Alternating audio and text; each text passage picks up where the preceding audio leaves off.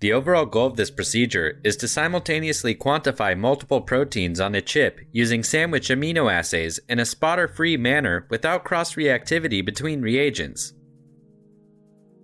This method can help answer key questions in the quantitative proteomics field, such as the discovery and validation of candidate protein biomarkers in cancer.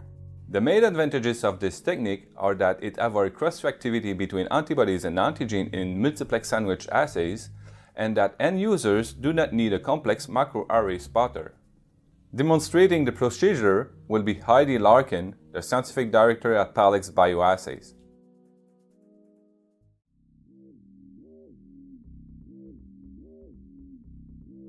To begin preparing slides for the single transfer method, fix a new transfer slide on the inkjet microarray spotter deck.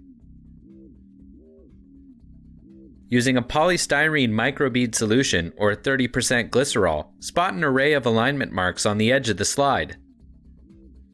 Using the instrument software and spotter camera, take a picture of the alignment marks for quality control.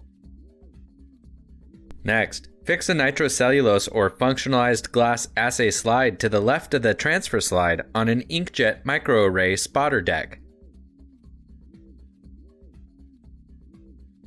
Using alignment marks, spot 24 arrays of capture antibody solutions with 400 micrometer center-to-center spacing.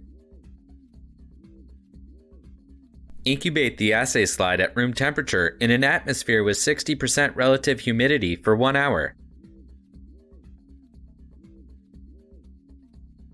Then, clip a 24-well silicone gasket onto the slide, aligned with the arrays.